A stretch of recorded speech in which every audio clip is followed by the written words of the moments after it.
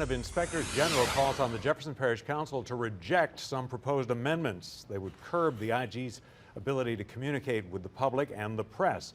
The association published an open letter to the council saying the amendments threaten the independence of the office. It called the amendments inconsistent with widely accepted practices around the country. 5 council members proposed the amendments.